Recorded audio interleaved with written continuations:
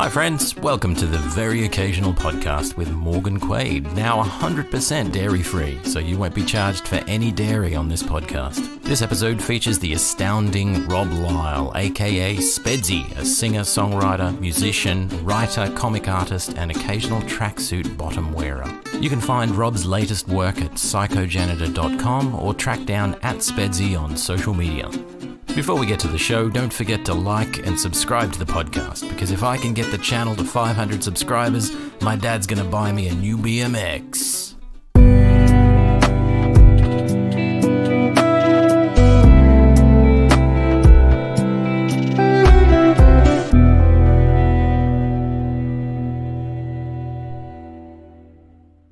All right, well, let's get right into it then. So you are a singer-songwriter, an artist, comic artist, comic creator, writer.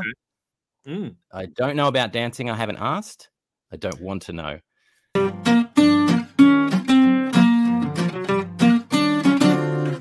Tell us a little bit about yourself and your creative journey, sort of what brought you to where you are and how you would see yourself as a creative type individual at the moment.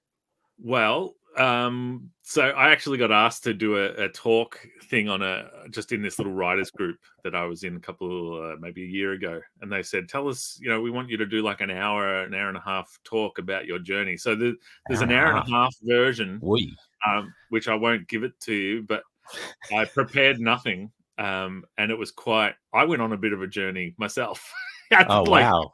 Telling it. Wow. I was like, oh yeah, that's kind of, but in a nutshell, I've been drawing all my life. All sort of artists say that because kids draw and then they stop, but I never stopped. And then somewhere around 14 or 15, a friend introduced me to I was never a big reader of books, but a friend introduced me to the concept of the novel and them being fantasy novels. I'll just stop you there. So yeah, novel, you said. How does that? I'm joking. Novel. Yeah.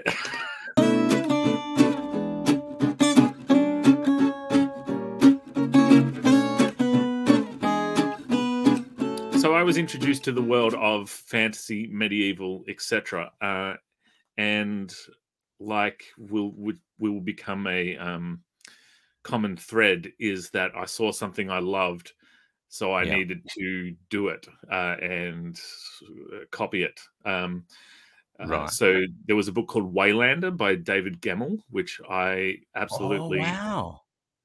What, I know. I'm familiar. Ooh. Yes. Russ, or is it before Russ, or is it?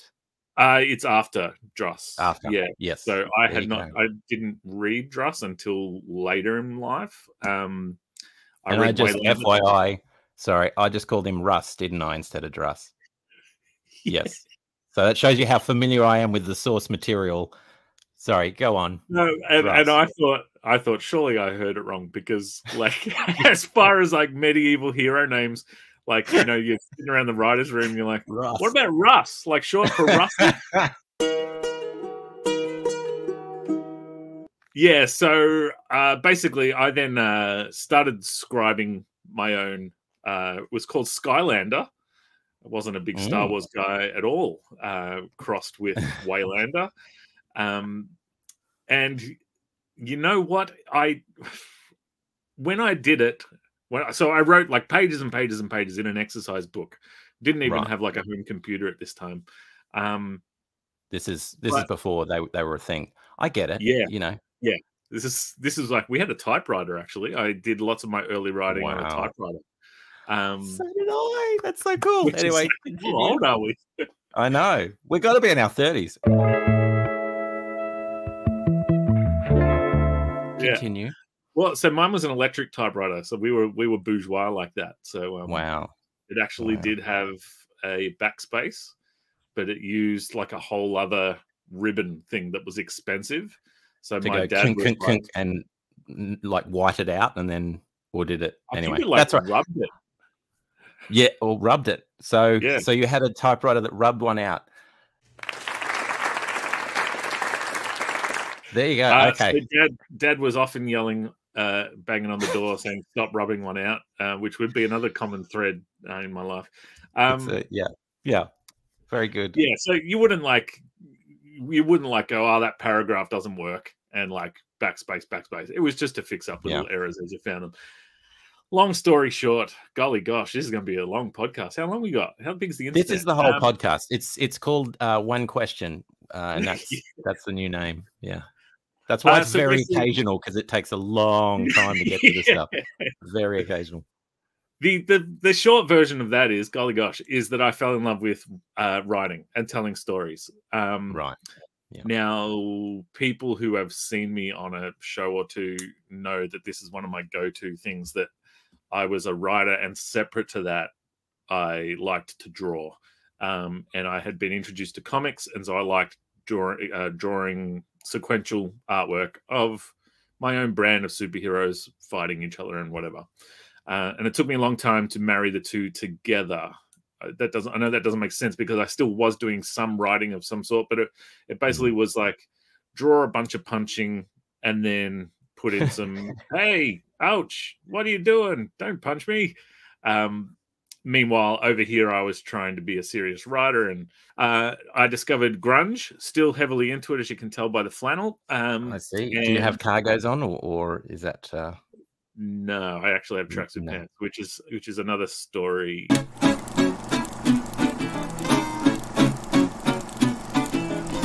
I had this rule for a long time to never leave the house in tracksuit pants, because you can tell, like, I'm super charismatic and everything. So why did I only have like 1 or 2 girlfriends in high school? It's because every casual day I wore tracksuit pants.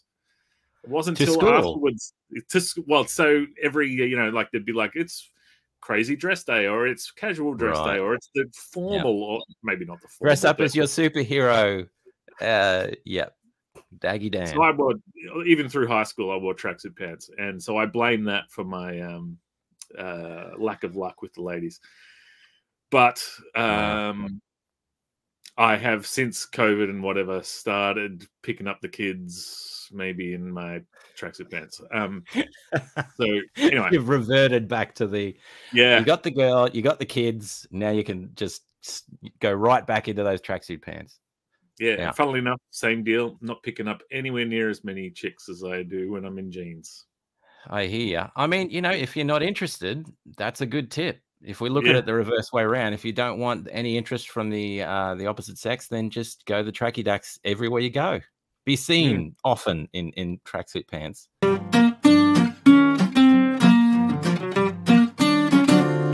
Basically, I started playing guitar. I had tried to play guitar when I was 8 years old. My dad was a musician, played in all kinds of bands and took me to shows and stuff. So when I was 8, I said, "Dad, I want to play guitar." He bought me a nylon string acoustic.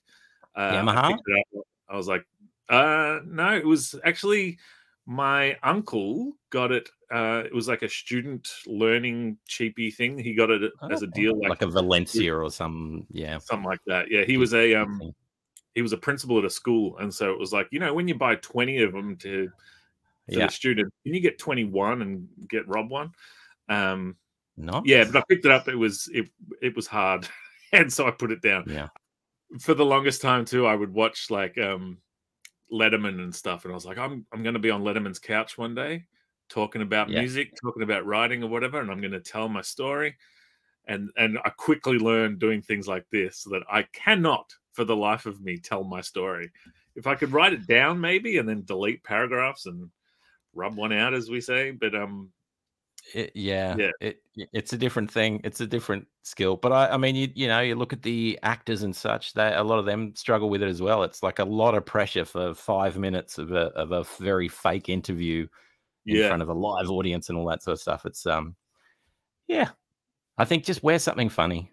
Wear tracksuit pants and something weird, funny.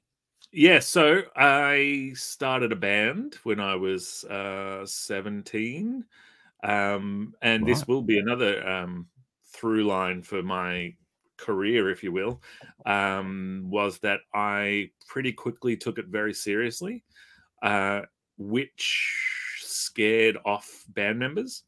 And I mean that as much as we were high school mates mucking around, kind of. Whereas we were doing Faith No More songs and whatever, but then I started writing songs, and I started going, you know what, this could be a thing, and like I think I'm good at this and whatever.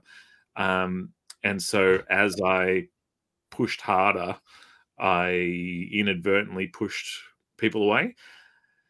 That might sound... Were you kind of intense, or was it more just, hey man, this is casual, I don't want to? Yeah, I think it was just like, you know, I started going, all right, I want to rehearse every Wednesday. I want to have shows every Friday and Saturday, that sort of thing. Okay. Like, and you know, and I would get my plan for success, what I thought was working for others. You know, and I was there to have fun, but I think I wanted to succeed. I wanted to get our first show, and then I wanted to play bigger places, and then I wanted to get our first record, which meant money and stuff like that. And so yeah. Oh, sorry. I was going to say that. So the demon that you have inside of you, if we suppose that we all have a demon inside of me, so is it the kind that says you are never doing enough, you need to do more, you need to produce, you need to get out there? Or is it the kind that says this is not good enough, you need to be perfect and better, or a combination of, or something else? Or do you literally have a demon in you of some sort? Not in me. I am the demon. Nice. This is the human. Hey, mans, make sure you both like and subscribe. And you know what? Hit that bell too, so you can be notified about when this show comes on. Because if you don't, I will be forced to come to your house and powder your chestnuts. Powder your chestnuts. You're looking inside the person. Yeah, I don't know. So somewhere along the line, I got it in my head that I'm a creative person who can do these things, and that's what I want to do. All my friends seemed to have a skill that lent itself to a career. They would become mechanics and carpenters and what have you, plumbers, and things that they were interested in and had a natural sort of gift for, and then turned it into their job. And I wrote in a song years and years ago, and this was more sort of being self-deprecating, but like, imagination is not a skill. It just keeps me awake and awake and awake. And then and I couldn't be further from what my dad was. My dad was a musician and an actor, but when he got together with my mum, he knew that he wanted a family, and he wanted my mum more than he wanted success. That other stuff, in a creative field, and gave it up. Like, basically hung up the guitar and stopped acting. He would still play at home, and he would do like an acoustic duo and stuff, but he wasn't playing in a rock band anymore, and he definitely wasn't doing stage plays and whatever. Yeah, and this was much to the chagrin of my uncle as well, my dad's brother. So my dad's brother was an announcer for Channel 9. Like, he would do, "Thank you, Larry, now the prizes are," and that sort of stuff. Sweet. And he was a cabaret singer. And like, he went to Vietnam as a singer. So he tells stories about, like, he would be on the bass or whatever, and he would be there to perform for the for people. And so he did very well financially off music, but singing other people's songs. And he didn't understand why I was writing my own songs. He was like, the money is in covers. And he heard me sing. He knew I could sing and whatever. And He couldn't play guitar. He only sang. My dad was a singer guitarist. I was a singer guitarist. And so he was like, you can sing and you can play guitar. You should be at the front of a cover band earning hundreds of dollars a week. And I was like, but uncle, someone has to write those songs that those cover bands play. Everyone, every concert I've ever been to, the thing that they're shouting in the crowd is sing us something original. That's what they all want. They don't want the greatest hits. They want something original. Yeah. Yeah. And my dad being my uncle's brother and my uncle's younger brother didn't get it either at first until he came and saw my band play. And that's not to say we were good straight away. We were average like most. But I think he could see what I was going for. Whereas, so like my uncle and, there's dissenters in everything, I guess. They didn't get it.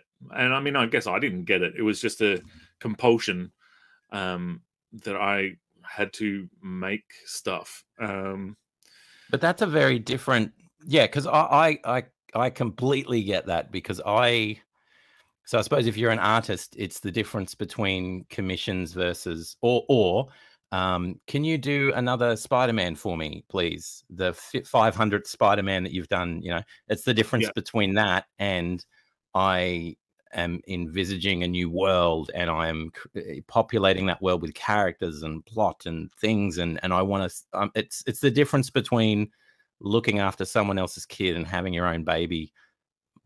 In some, creatively, I suppose. So I completely get that. And I get why people might not understand that, because it's sure as hell not a practical way to make money. No. And I remember so one time my band did, I'll give you the I was saying I scared away the other members of the band. So we were a high school band. We'd all were high school mates. And then I wanted bigger shows and whatever. And they came along for the ride, but I was definitely the driving force sort of thing. And we played a show at the SB, which is like the big Melbourne pub here. And we played the front bar, which is, the place to be. And we got the straight out of a movie record company guy sitting there having a beer, saw us play. Wow. Oh, these guys, and chatted to me for a bit, and then sent me an email on the Monday saying, hey, I'd love to talk to you guys, blah blah blah. So this is before the internet was a thing, but it wasn't like Facebook and Twitter and whatever. So there was like this musician email group, and so I spoke to another bandmate. I said, we got this email, and it's basically saying they want to sit and talk to us. They want to hear more of our stuff, etc. What should I do? And he was like, you need to come on this email forum-y chain thing and tell them that you've been approached by, it was called BMG Records, which was like some offshoot of something. They were a big deal back then. I remember them.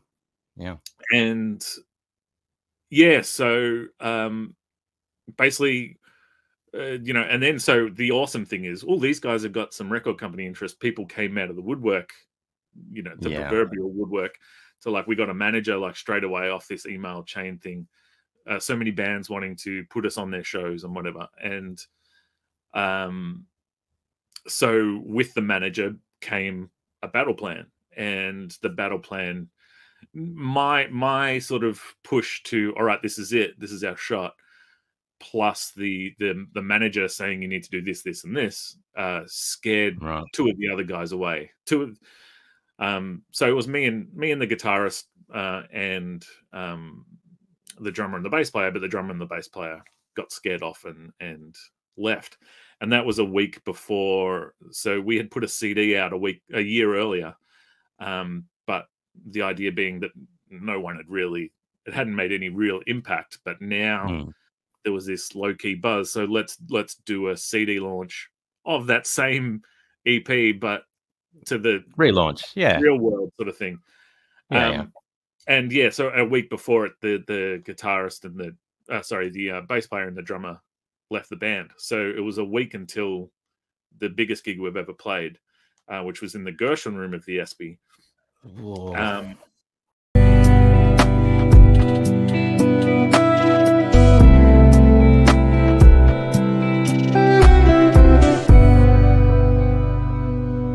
yeah, and we had no guitarist, no bass player and drummer. My brother, who was 8 years younger than me, and this is, you know, I'm like, so I was 23, so he was 15. Is that maths? That's numbers. Yeah, that's how they work.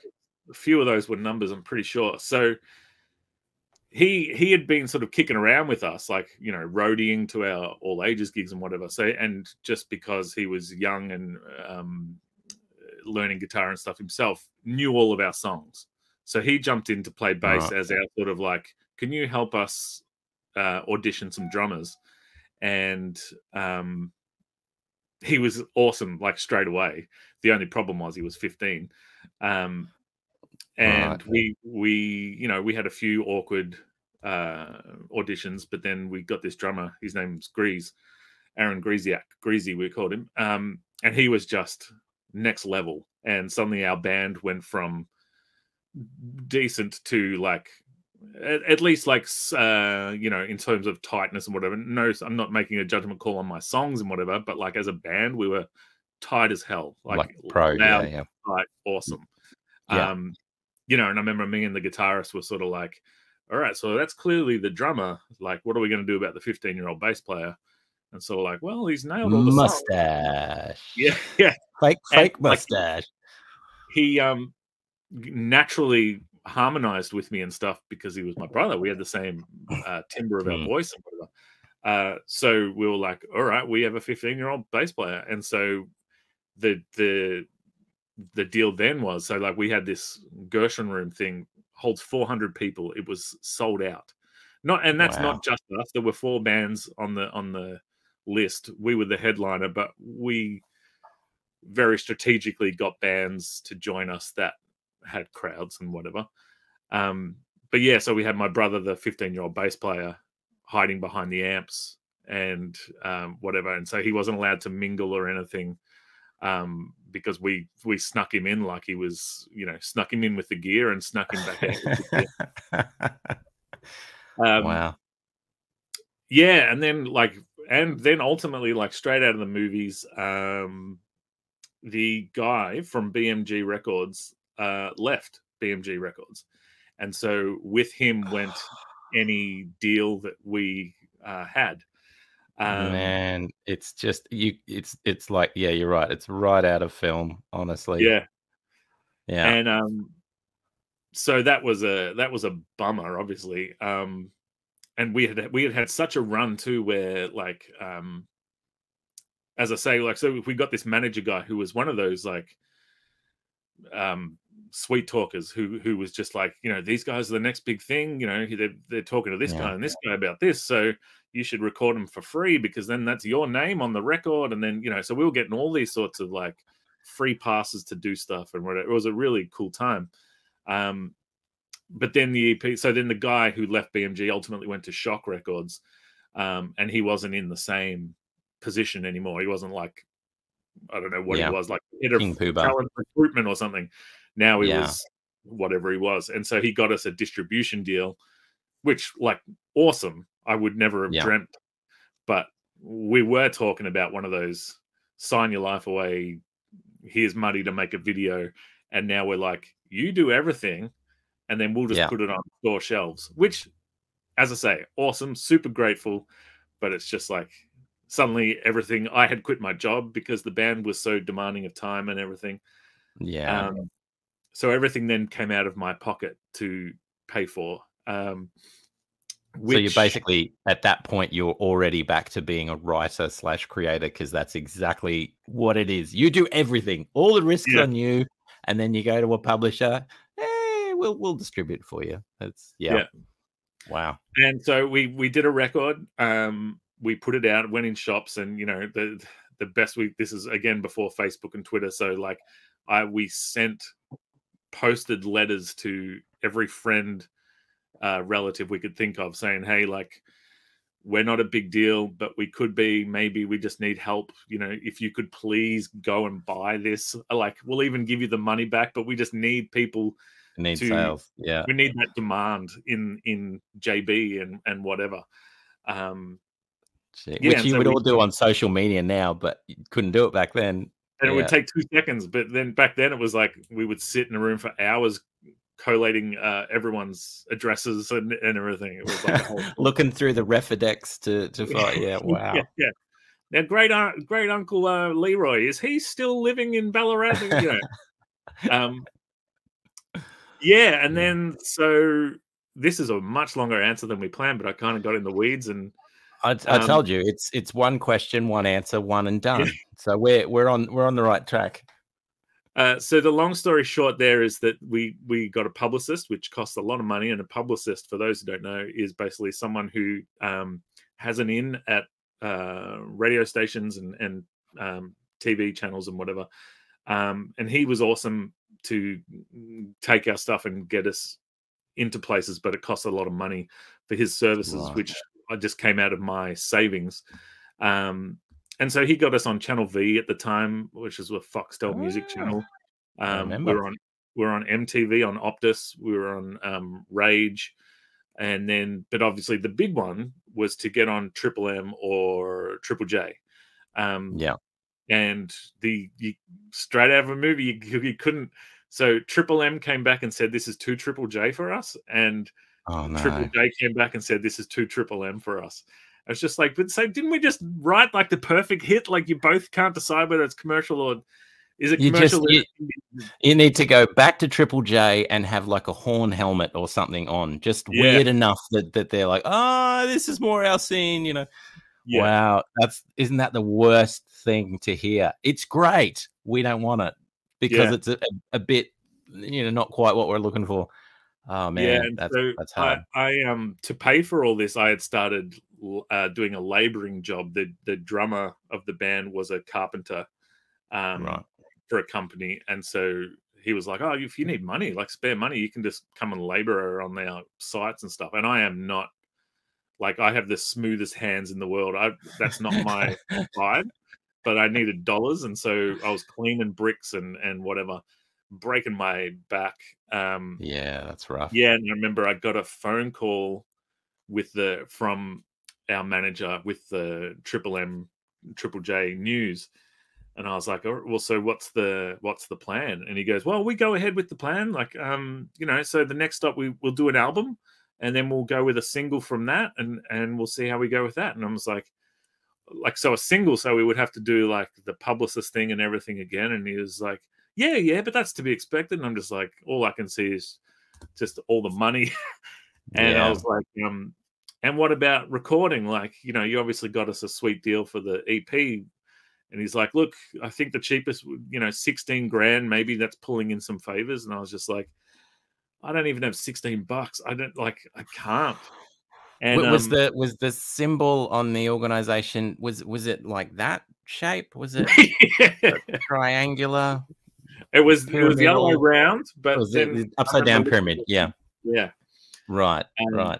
Somehow it was trickle up economics, but I was on the bottom. I don't know. And then this timed weirdly with a guitar. One of our good mates played guitar, and through a series of events, he ended up in the band. And he was from New Zealand and in a huge band in New Zealand.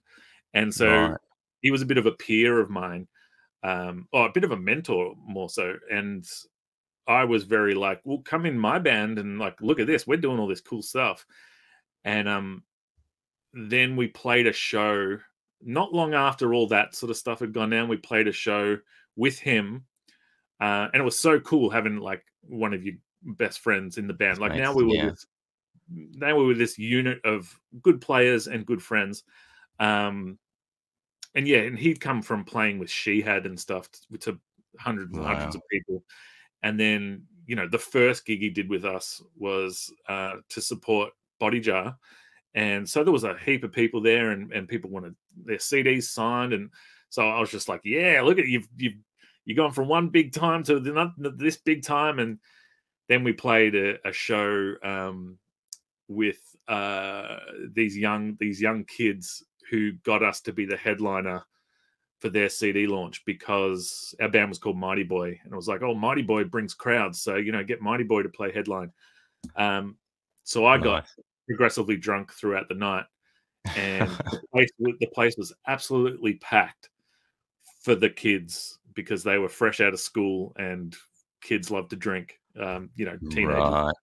And Right. then we got on and the place emptied. And because Oh no. in this particular scene, like no one knew who we were. Yeah. And I was fairly drunk, and just like that combination of like looking out and just we had this new guitarist who I'm just like, look at what I have given you, this sea of nothing. They're all Um, gone. Yeah. and and I had my first anxiety attack. Oh wow. Like my mouth went dry, and I just I would always have beer on stage, and you're playing, and I'm looking down at the beer, just going, I wish I could suck it up to my mouth. Willing the beer into your mouth. Yeah.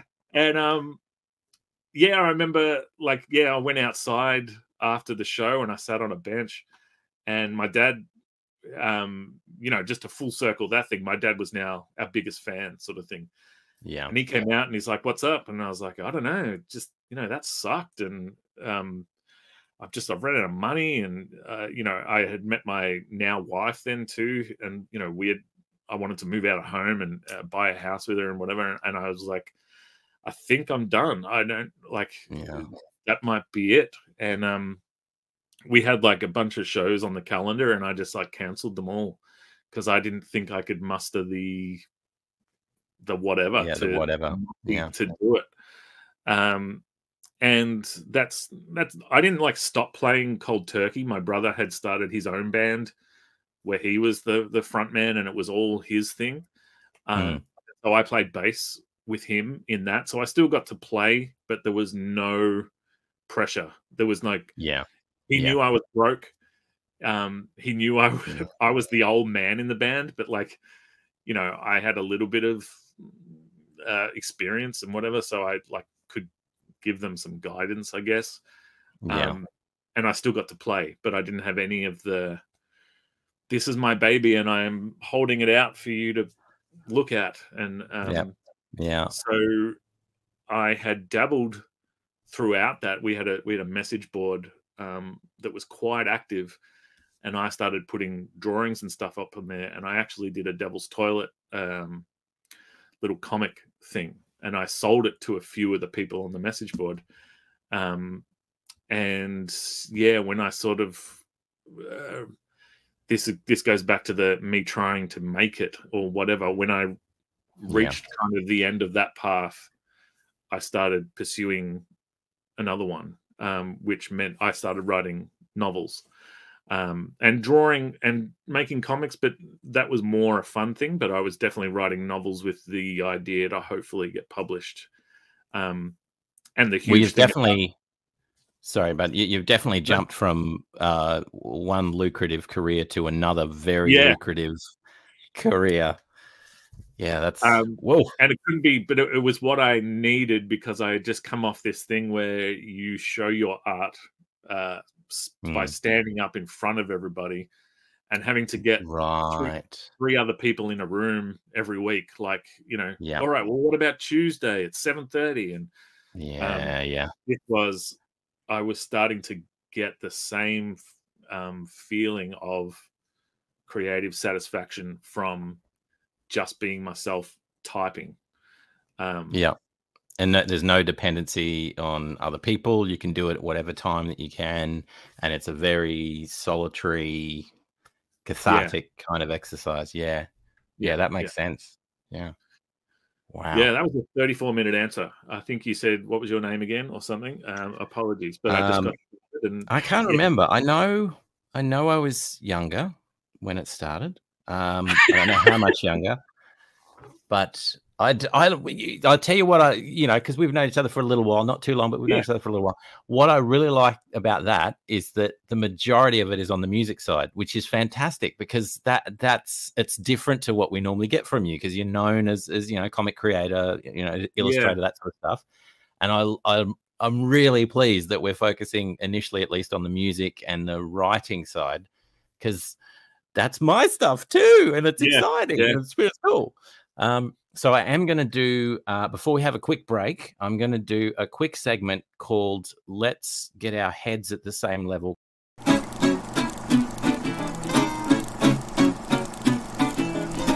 I realized quite a while ago that I am way, way, way down too low. So it feels weird, but all right. I was going to say, you could go back up. I was going to move my camera down instead of you doing that. So you go back up if you want, and I'll. I mean, I feel like the head should be in the middle of the square. The head should be in the middle. See, now we're at least semi-level. If I sit up like that, there we go. Yeah, I'm just thinking. I was like 2 minutes in. I'm looking at it and I'm thinking, people, that's really going to bug people. The fact that we're like that. Either I'm super short, which, hey, you know, pretty close to the truth, or something weird's going on. So now we're completely level.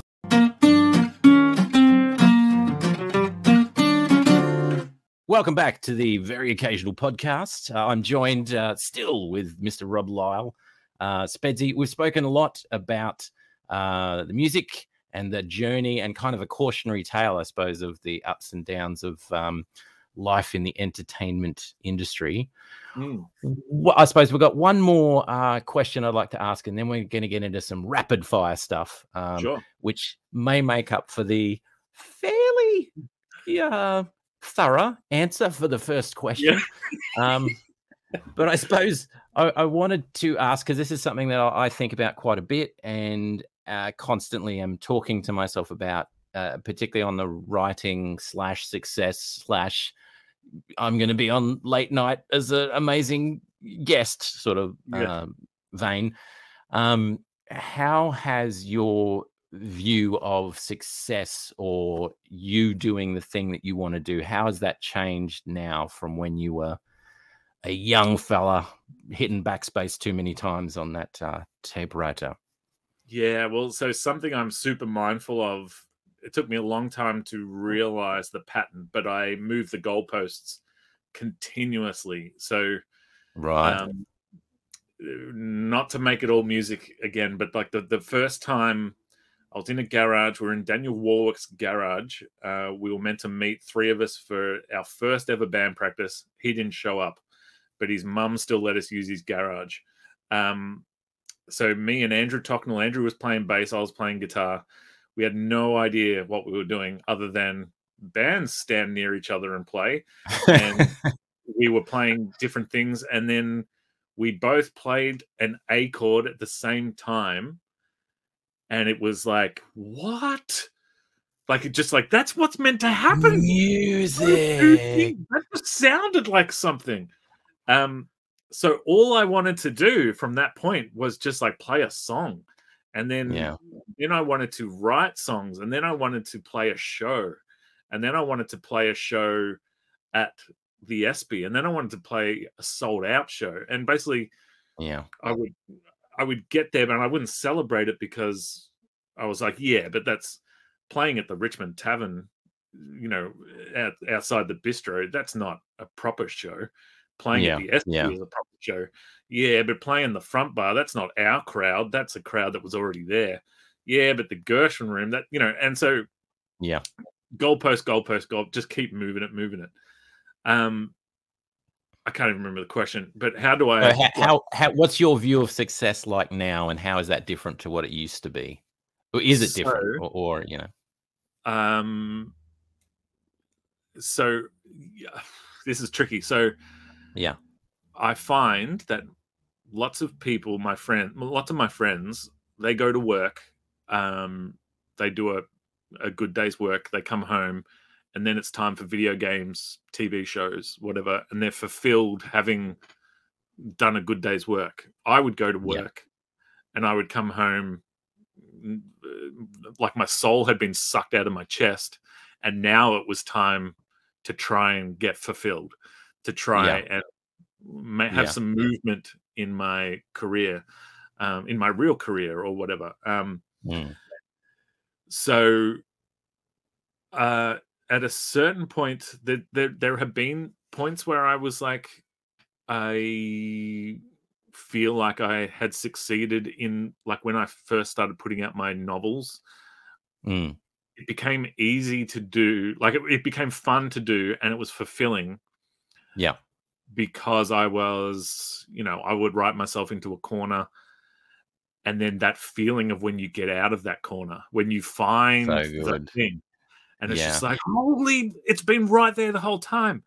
Yeah. And and I would tell my wife, like, holy, I mean, holy crap. That's right. I'll beep it later. That's all right. I just realized I can beep that stuff, Yeah. Oh, well.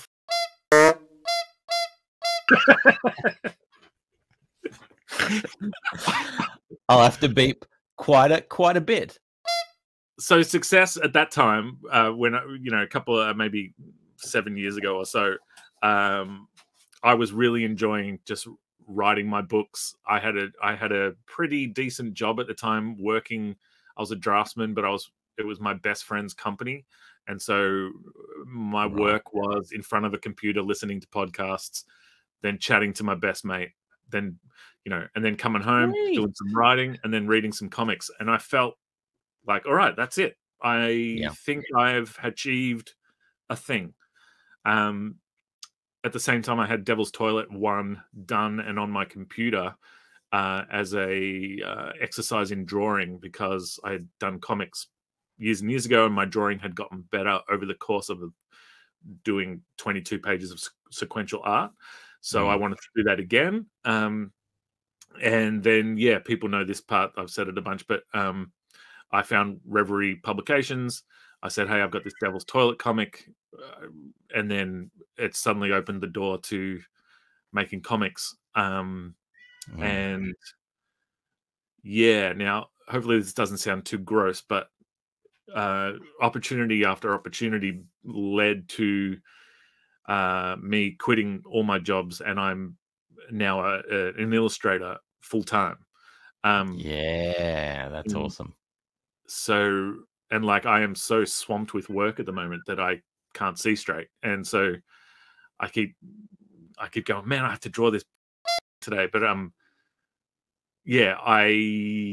think I'm old enough and have been through enough of the ups and downs of the creative whatever that I am very grateful and appreciative of.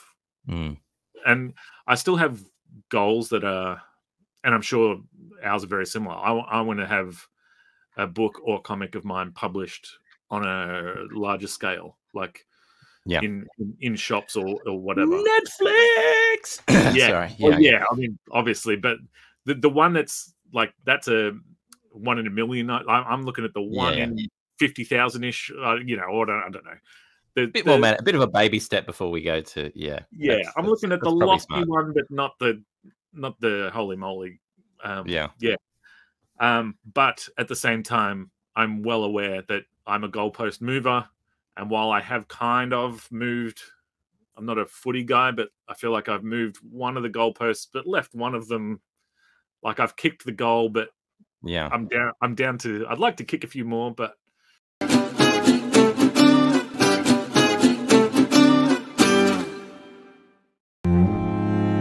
Come hear the ballad of Litmus Shule, a man drawn into a world not his own.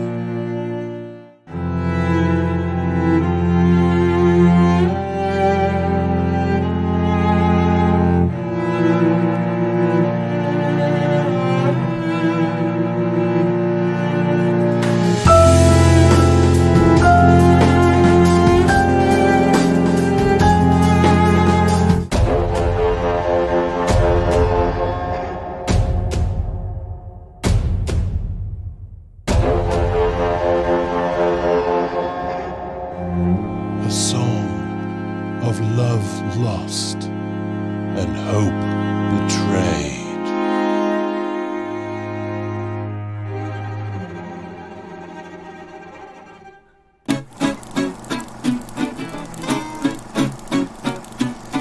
Welcome back to the Very Occasional Podcast with Morgan Quaid and my guest, Rob Lisle. Yes, thank you, Morgan. We are back here on the podcast that you just referred to, and I look forward to your upcoming questions. I'm going to Yeah. fire some quick questions your way, starting with a choice between, and you have to choose Star Trek, Star Wars, and why. Well, let me paint you a picture. You sitting down? You clearly are. I can see you. The year is 1977. Two amazing things come out. One from George Lucas's mind, the other from my mum's vagina. It is both me and A New Hope. I am a Star Wars baby. And, and I don't know what I need to beep now. I think it's fine, but it's just weird. Sorry, go on. if you want to just edit in Star Wars. Cool. So Star Wars is your choice. Very good. Yes. That's not to take away from Star Trek. I'm sure it's great. Just have zero interest in watching it. No, that's not true. I've seen bits and pieces, but I don't know. I'm a Star Wars guy, and apparently there can be only one. For this question, there can be only one. All right. So next question. What's the hardest fictional death you've had to cope with? Either something you've written or something that you've watched or read? Well, there would be the old lady at the start of Up that is bordering on unacceptable. Yeah, that's rough. There's the death of Buffy the Vampire Slayer at the end of season 5, season 5, when they didn't know if they were coming back or not. I was going to say she comes back though. Yeah, but I they can't didn't remember how. know at the time. So she did come back, but when for those of us who were watching it on TV as it was on, happened. Yeah, she was. They were not sure if they were getting renewed, so she died, and that was it. Also, I don't like dogs dying in real life or in pop culture at all. So when the dog died in I Am Legend, not having it. It cost me one of my potentially bigger jobs. I was a guy who's now a bigwig writer in the UK for TV, asked to team up with me to write a sitcom type thing. And the first sort of premise was that there was a dog in a suitcase and the dog was dead.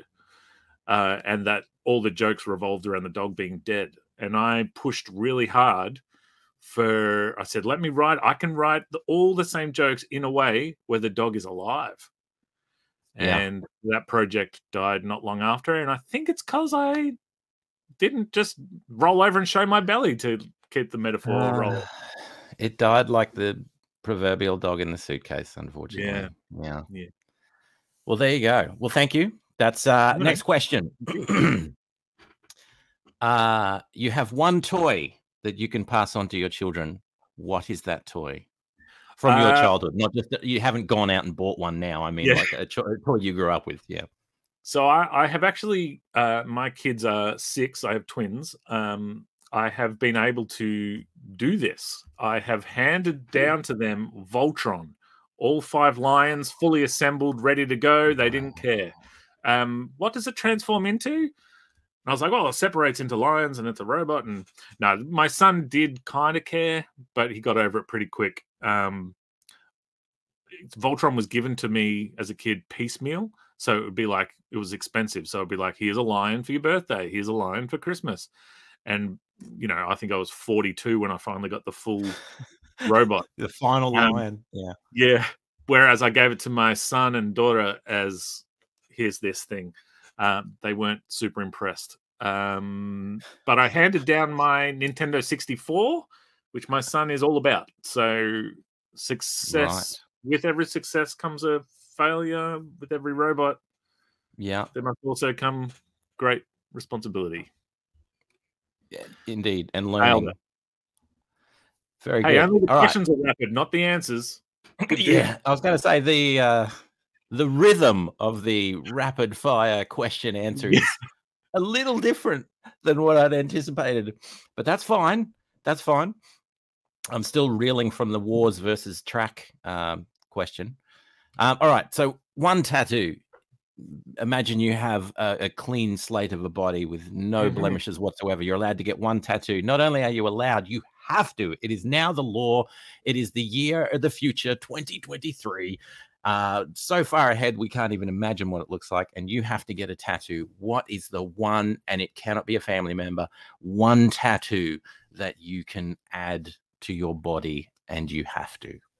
It can't be a family member. Am I my own family member? Because I would like to get my own face tattooed on the back of my head and just walk backwards into rooms.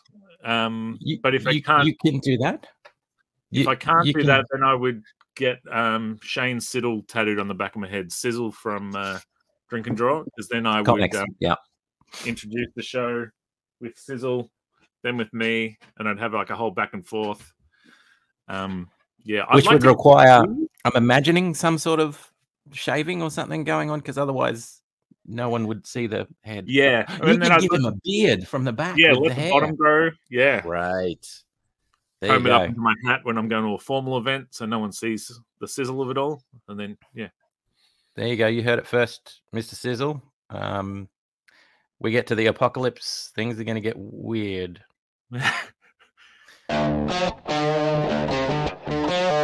Mr. Rob Lisle, thank you very much for joining us on the Very Occasional Podcast. It's been a pleasure having you here and hearing a little bit more about your journey through music and writing and the creative endeavors, and with full-time illustration and comics. Again, I recommend people go and find Rob's stuff. It's amazing work.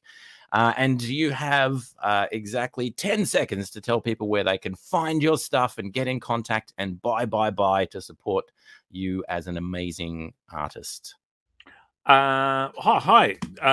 This is me by myself. Where can I be found was the question posed. It's not hard. Just type in @Spedsy into any social media platform and you will get me. Otherwise, psychojanitor.com is my website that has all the comics you could buy, some prints, some books, what have you. So thank you to Morgan for having me on the show. And I hope to see you. You don't have to end it. You don't have to end the show. It's right. I won't force you to end my own show.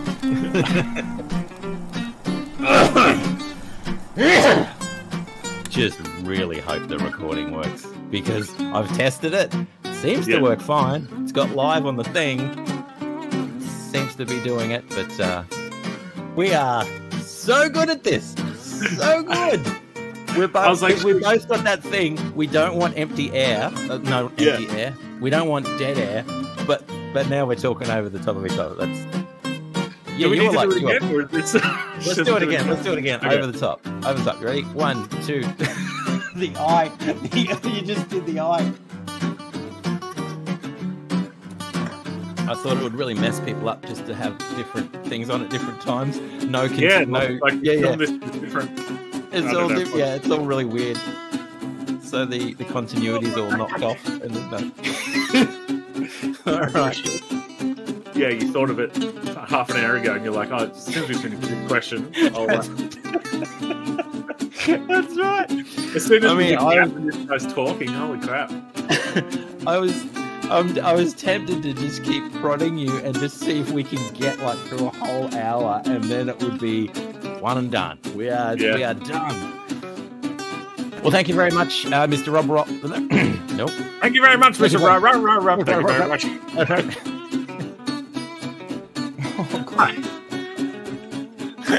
That's more. That's more like depressed than I meant it. Welcome back to the Very Occasional Podcast with Morgan Quaid and my guest Rob Lisle. Yeah, so we've got some. Good to be here. Sorry, I talked over you. Do you want to do it again? I just enjoyed your voice. Right. I wanted to mimic it. I'll try another one.